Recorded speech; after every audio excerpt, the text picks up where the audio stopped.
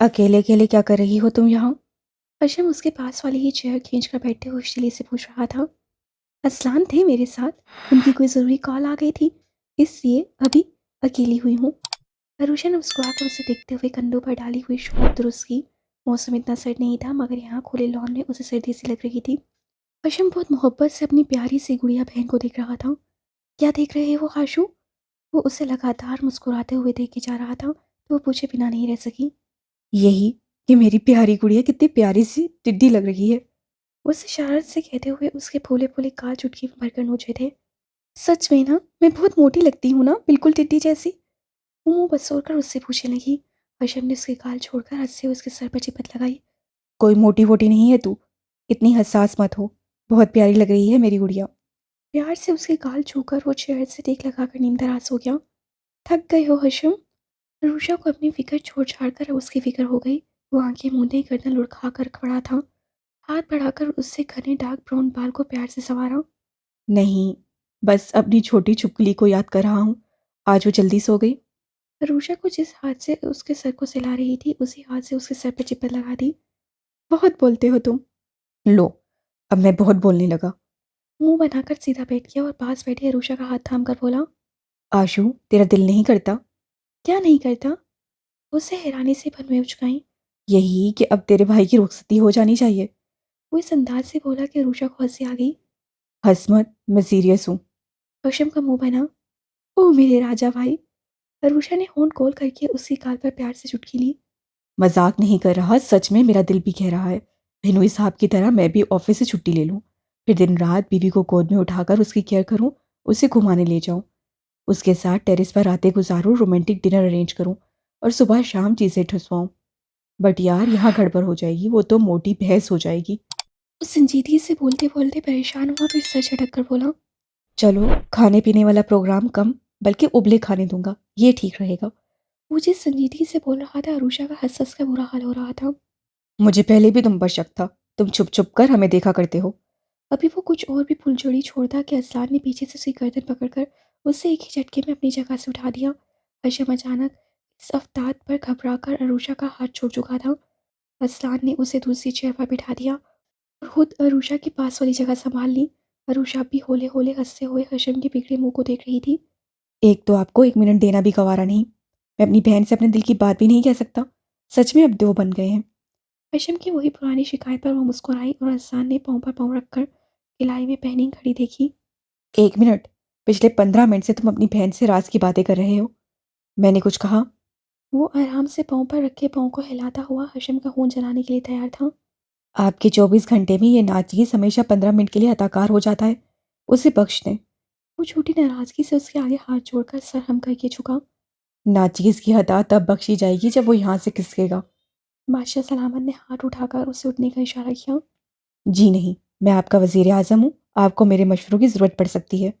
वो और भी वहाँ फैलकर बैठ गया तो चुप बैठी अरुषा हंस पड़ी। असान ने दांत पर दांत जमाकर अपने वजीर आजम को घूरा।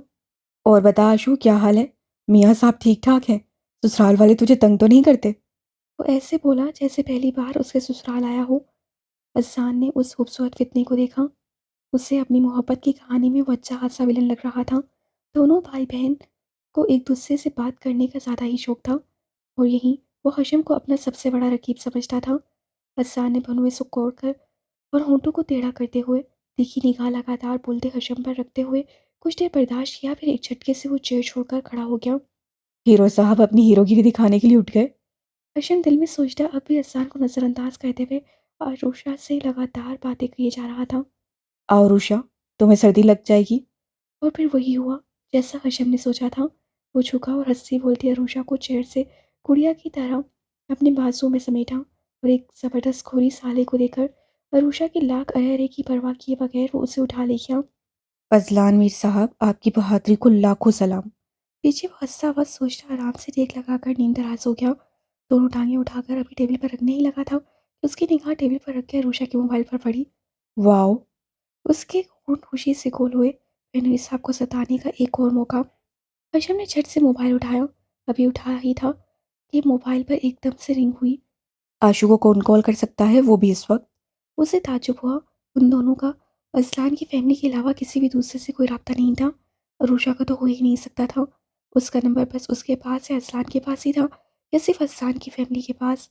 यही सब सोचते हुए उससे नंबर देखा, नंबर अनजान था। हेलो।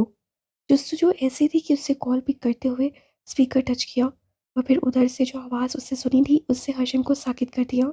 आसपास धमाके से होने लगे थे। इधर से जो घटिया बातें की जा रही थीं, हाशिम के जबड़े तने और आंखें सुर्ख होने लगीं। कुछ ही मिनट में कॉल खत्म हो गई, मगर उसकी बातें हाशिम के कानों में अब भी गूंज रही थीं। उसका खून खोल रहा था और आंखें सुर्ख हो चुकी थीं। और रूशा ने इतनी बड़ी बात उससे छुपाई, वो इसीलिए कुछ दिनों से परेशान थी। उसी के डर से उससे असान को घर पर रोका हुआ था। वो क्यों सब छुपा कर उसे ही नहीं, असान को भी धोखे में रखे हुए थी। वो मोबाइल लेकर मुड़ा तो उसकी आंखों में सुर्खी के साथ साथ दुख और अफसोस भी उतर आया। शिकवा भरी निगाहों से मुझसे बनी अरूषा को देखा, और अरूषा उसे तो जैसे सकता हो गया था। रूम में जाते ही उसे अपनी गलती का एहसास हो गया था कि वो मोबाइल छोड़ आई है और हर्षम वहीं है। असान उसे छोड़कर वॉशरूम गया तो वो तेजी से उधर आई, और फिर भी अपनी गलती की सजा देख ली। हर्षम सब जान चुका था। कब से कॉल कर रहा है यह बीस इंसान तुम्हें? वो उसके सर पर खड़ा मोबाइल दिखाते हुए सख्ती से पूछ रहा था, और रूशा से बोला नहीं गया। बस आंखों में तेजी से पानी भरने लगा। आशु, तुझसे कुछ पूछ रहा हूँ। कब से इस इंसान की बात मान रही है तू? तूने कैसे सब सुना? तो कैसे हमसे सब छुपा सकती है? आहिस्ता आहिस्ता उस पर गुस्से से बरसते हुए वो जैसे अरूषा को शर्मिंदगी के तलतल में धकेल रहा था। उसका रंग सफ़ेद पड़ने लगा। रुसवाई और शर्मिंदगी के एहसास से उसे होश खोने पर मजबूर कर दिया। अगर असलान को सब पता चलेगा तो, बस इतना ही उसने सोचा था। और फिर उसका जहन तारीकी में खोता चला गया, और वो वहीं फर्श पर ढहकर गिर जाती, इससे पहले ही दो हाथों ने उसे अपने बाजू में संभाल लिया। अशम शॉक्ड सा बेहोश हो चुकी अरूषा और खुद को गुस्से से घूरते अहसान को देख रहा था। हॉस्पिटल के कॉरिडोर में वो सर झुकाए हुए बैठा था। एक तरफ दीवार से टेक लगाकर खामोश खड़े असलान से वो निगाहें मिलाने की हिम्मत भी नहीं कर पा रहा था। उसे खुद पे बेतहाशा गुस्सा था, बल्कि गुस्सा ही नहीं, उसे खुद से नफरत सी महसूस हो रही थी। वो जानता था, उसे सब मालूम था, फिर भी वो अपने जज्बात पर काबू नहीं रख पाया। उसे अरूषा से इस तरह बात करने का एहसास से जुर्म खाटे जा रहा था। हर बार कहा था इस लड़की से, इतनी सीढ़ियाँ चढ़ा उतरा ना करे, मगर एक नहीं सुनती। जब इतने चक्कर आ रहे थे तो क्या जरूरत थी एक मोबाइल के लिए नीचे आने की? असलान, तुमने भी नहीं रोका। ऐसी होती है क्या? इससे बेहतर तो तुम इसे मेरे ही रूम में रहने दो। हिलने नहीं दूंगी मैं इसे। माँ जी फिक्रमंदी से बोलते बोलते असलान को भी सुना गई। असलान ने कुछ नहीं कहा, बस खामोश निगाह सर झुकाकर बैठे हशम पर डाली, फिर शीशे के दरवाजे पर जिसके आर पार अरूषा को डॉक्टर ले गई थी। माँ जी बेटी की खामोशी पर खुद भी चुप हो गई। अजान ना कुछ कह रहा था, ना उसके चेहरे से कुछ जाहिर हो रहा था। अजीब सा बेतासुर सपाट चेहरा था। उन्हें लगा बात वो नहीं है जो वो उन्हें बताई गई है। दोनों ही उनसे कुछ छुपा रहे हैं। अशम, क्या बात हुई है?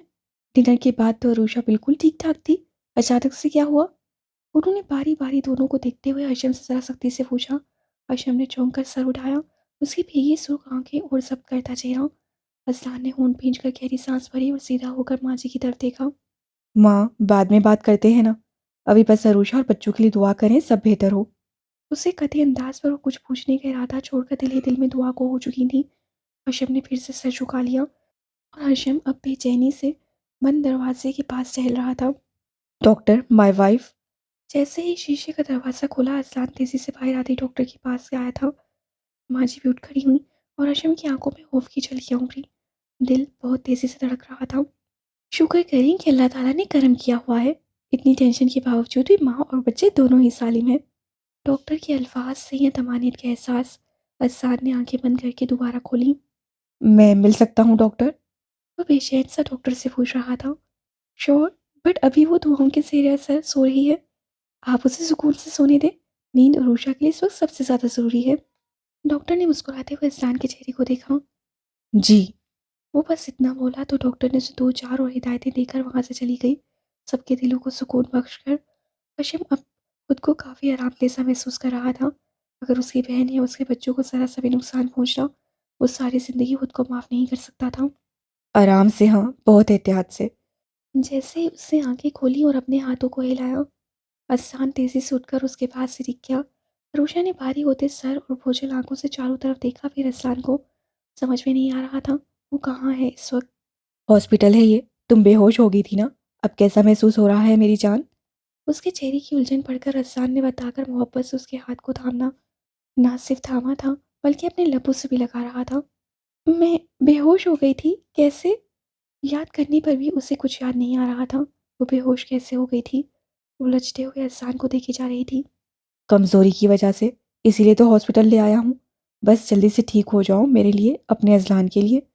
अपनी तरफ उलझन से देखती अरूषा को वालहाना निगाहों से देखते हुए वो अब भी उसके हाथों को सहलाता कभी चूम लेता, जिस तरह वो बेहोशी की हालत में चली गई थी। अज़लान उसकी हालत से ज़िंदगी में पहली बार खौफज़दा सा हुआ था। अरूषा को खोने का डर, उसे कुछ हो जाने का डर, अपने बच्चों की ज़िंदगी का डर। अरूषा पर अब भी नींद गनौती सी तारी थी। कुछ घंटे पहले क्या हादसा हुआ था, कुछ भी याद नहीं आ रहा था। वो बस आंखों को बामुश्किल खोले बस असलान को लगातार देखी जा रही थी। इस मोहब्बत को महसूस कर रही थी जो असलान के हर अंदाज से, हर हरकत से ज़ाहिर हो रही थी। ना जाने क्यों अरूषा की आंखें भीगी सी थीं, कहीं आंसू टूटकर बालों में जज्ब हुए थे। क्या हुआ जान? दर्द हो रहा है? चक्कर आ रहे हैं? मैं डॉक्टर को बुलाऊं? असलान की निगाह उन आंसुओं पर गई तो वो बेचैन सा हो गया। उसके सर को सहलाता वो झुका हुआ फिक्र से पूछ रहा था, असलान, आप मुझसे मोहब्बत करते हैं ना? उसे जो बात परेशान कर रही थी, अज़लान समझ सकता था। उससे अरूषा का चेहरा अपने दोनों हाथों की हथेलियों में भरा। इश्क करता हूँ तुमसे, वो भी बहुत बेपनाह, इतना कि कभी कम भी नहीं हो सकता। आशिक हूँ तुम्हारा। मुझे मेरी अरूषा से कभी कोई जुदा नहीं कर सकता। वो हौले-हौले बोलता उसके यकीन की डोर मजबूत कर रहा था। कोई भी नहीं ना? आप मुझे कभी खुद से अलग तो नहीं करेंगे ना? मोहब्बत छलकाती काली आँखों में देखती उन हरी आँखों में खौफ की हल्की सी झलक अब भी थी। अलग? भला अपनी सांसों को कोई खुद से जुदा कर सकता है? अपनी धड़कन के बिना कोई जिंदा रह पाया है? अजलान मीर को अरूषा के इश्क की आदत है, ऐसी आदत कि जिसके बगैर वो मर जाए। इस बार उससे झुककर उसकी पेशानी पर अपने लब रखे थे। फिर कितनी ही देर वहाँ उससे अपने लबों को पेशानी पर चिपका ही रखा। अरूषा इस समानियत, इस आसूदगी को अपने दिल में उतारती पुरसुकून होने लगी। फिर कभी ऐसी तबीयत मत खराब करना। सीधे होते हुए वो उठकर उसके पास वाली चेयर पर बैठने ही लगा कि अरूषा ने उसकी हँसी मुट्ठी में दबोची। मेरे पास रहीं अहसान, मत जाएं। अरूषा की तरफ देखते हुए अहसान मुस्कुरा दिया। कहीं नहीं जा रहा, यहीं हूँ तुम्हारे पास ही। दोबारा उसके पहलू में टिकते फिर से उसका हाथ थाम चुका था। वो अब भी उसकी तरफ एकटक देख रही थी, हालांकि नींद आंखों में भरी थी। सो जाओ, मैं हूँ तुम्हारे पास। अहसान ने हाथ बढ़ाकर उसकी पलकों पर हथेली रखकर बंद कर दी, तो वो भी उसी तरह करवट बदलकर फिर से नींद की वादियों में गुम हो गई। अलबत्ता अहसान के हाथों पर गिरफ्त सख्त थी। अज़लान उसके चेहरे को देखते हुए अब इस बारे में सोच रहा था, जिसकी वजह से अरूषा का ये हाल हुआ था। जैसे-जैसे वो सब सोचता जा रहा था, उसके चेहरे के तासुरात पथरीले होते जा रहे थे। लग नहीं रहा था, कुछ देर पहले उसके चेहरे पर बस मोहब्बत के रंग बिखरे हुए थे, जहाँ अब प्यार और मोहब्बत के कोई रंग नहीं थे, बस सख्ती थी और आँखों में अपने दुश्मन को नाबूद करने की आग। अरूषा को लेकर वो जैसे ही विला में दाखिल हुआ था, सबने उसे अपने घेरे में ले लिया। रात उससे हर्षम और माजी को ज़बरदस्ती भेज दिया था और सुबह होते हुए डॉक्टर की परमिशन से उसे लेकर विला आ गया। अब वो माजी के बेडरूम में थी। फिलहाल माजी ने उसे अपने बेडरूम में नहीं जाने दिया था। अम्मा जान, हानिया, निदा, सदा और माजी सभी उसके इर्द गिर्द जमा थे, सवाए हर्षम को छोड़कर। असान उसकी हालत समझ रहा था। मैं शावर ले लूँ पहले? वो कहता हुआ माजी के बेडरूम से निकल आया। हर्षम की तलाश में वो पहले उसके रूम में गया, मगर रूम खाली पड़ा हुआ था। अज़लान उसे ढूंढते हुए उस तरफ निकल आया जिधर उसके होने का ज़्यादा इम्कान था। बोर्ड के आखिरी सिरे पर हर्षम सीढ़ियों पर सर झुकाए बैठा हुआ था। अज़लान आहिस्ता आहिस्ता चलता उससे करीब आकर रुका। हर्षम ने तब भी सर उठाकर उसे नहीं देखा, तो वो भी उसी से कुछ फासले पर सीढ़ियों पर बैठा था। सर झुकाए, हाथों की उंगलियों को आपस से फंसाए वो बस एक नुक्ते पर आंखें टिकाए हुए था। अभी थोड़ी देर में तुम्हारी बहन को तुम्हारी याद सताएगी, तो फिर भी उससे मिलने नहीं जाओगे? वहां से संजीदा आवाज़ उभरी तो हर्षम ने गर्दन मोड़कर करीब बैठे अज़लान को देखा। वो इस तरफ नहीं देख रहा था, बल्कि उसकी निगाहें सामने दीवार पर गिरते पानी के आबशार पर थीं। नहीं आएगी, मुझे मालूम है। वो मुझसे नहीं मिलना चाहेगी। फिर से उसी पोजीशन में सर झुकाते हुए उसकी आवाज़ हर जज्बात से खाली थी। रियली?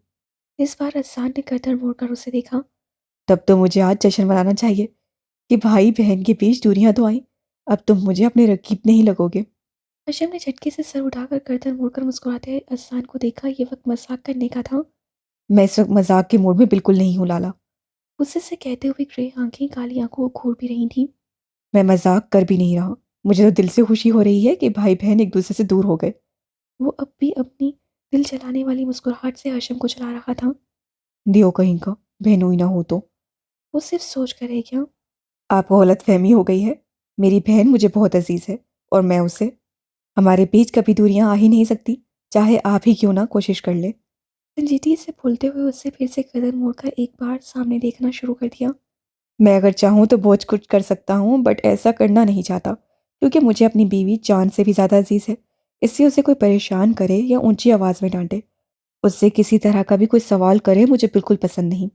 इस बार असान मीर की आवाज़ में इतनी सख्ती थी कि हशम ने बस एक निगाह उसे देखा था और अपनी आंखें शर्मिंदगी से झुका दी। जिस बात के लिए मैंने उससे कोई सवाल नहीं किया, तुम मेरी बीवी से कैसे उस बात के लिए ऊंची आवाज़ में बात कर सकते हो?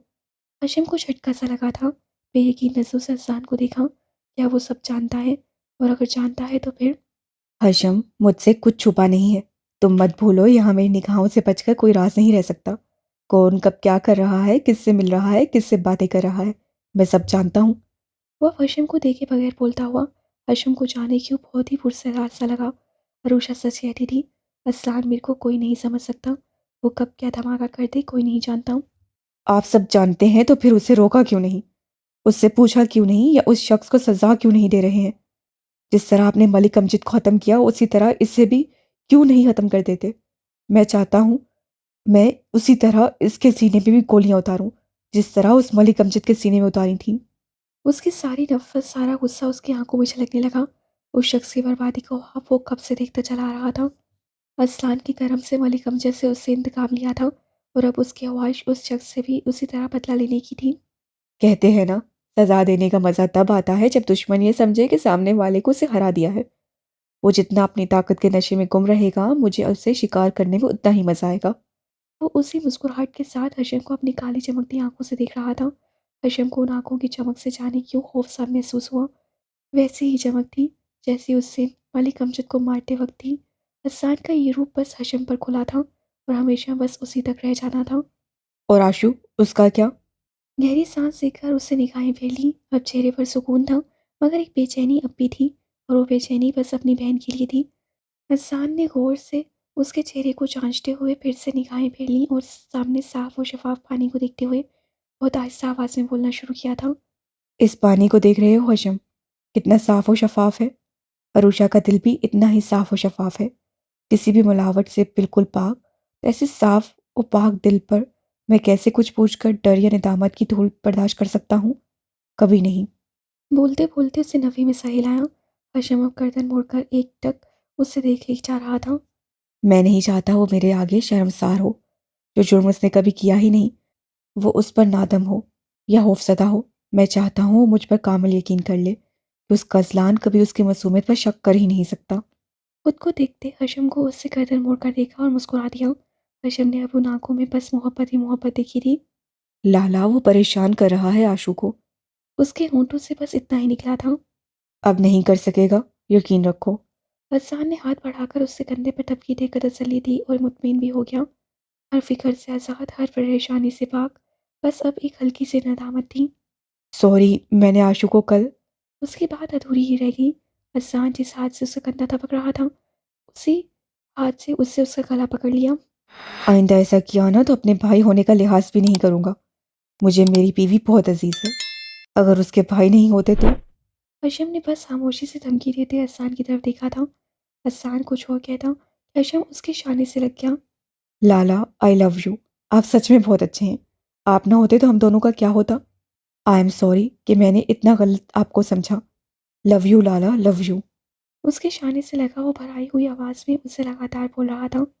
अच्छा बस करो, इतना लव यू मत करो। मुझे अपनी बीवी के अलावा किसी के मुंह से ये अल्फाज अच्छे नहीं लगते, और तुम्हारे मुंह से तो इस वक्त बिल्कुल नहीं। इंसान ने उसे दूर झटक दिया। और अब वो गुस्से से पिन पर ना गिरता घर झाड़ता उठ खड़ा हुआ। सिर्फ खुद ही नहीं खड़ा हुआ, उसे भी कॉलर से पकड़ कर खड़ा कर दिया। उधर हशम अपनी जज्बातियत में की गई बात का ये रिस्पॉन्स देखकर हैरान परेशान था। तुम्हारी एक जज्बातियत ने कल से मुझे कितनी टेंशन दे रखी थी। मेरी बीवी या मेरे बच्चे को कुछ भी हो जाता ना, तो मैं तुम्हारा ये खूबसूरत थोबड़ा ना बिगाड़ देता। अपना कल का गुस्सा वो अच्छे से हशम पर निकाल रहा था। उसे हशम के कॉलर को कई झटके दिए थे। वो बस साकित सा उसके गुस्से को सह रहा था। तुम जानते थे ना, डॉक्टर ने उसे टेंशन लेने के लिए मना किया है। क्या तुम्हारी गैरत मेरी गैरत से ज़्यादा बढ़कर है? जब मैं बर्दाश्त कर सकता हूँ तो तुम क्यों नहीं? इस बार उसने दांत पीसते हुए उसके चेहरे पर एक मुक्का ही चढ़ दिया। मुक्का तो हल्का ही था, मगर भाई बहन के नाजुकपन का एक ही हाल था। हशम की नाक से फौरन खून निकल आया। लानत है तुम पर। एक मुक्का नहीं सह सकते तुम। वो हुर्राकर उसे ही सुनाता उसका सर पकड़कर ऊंचा कर चुका था ताकि खून रुक जाए। हशम उस त्यों के प्यार, गुस्से, रहम, हर जज्बात के एक अलग ही स्टाइल पर बस उसे घूरकर अपना सर छुड़ाकर आसीन से नाक का खून पूछते हुए दूर हट गया। कहीं फिर से उसे जोश ना आ जाए और एक और मुक्का उसके चेहरे की जीनत बन जाए।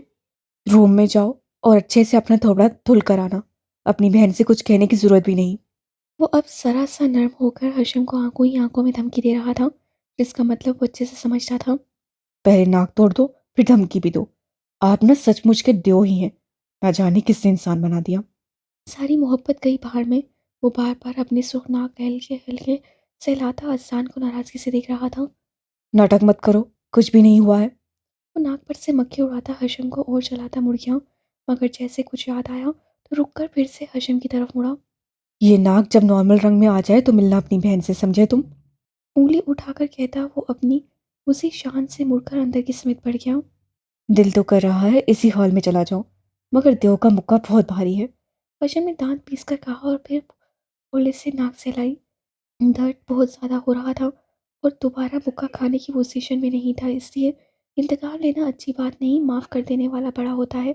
ऐसा दर्द अपने चलते तपते दिल को समझाकर वो भी उसी समेत पड़ गया जिधर कुछ देर पहले असान गया था।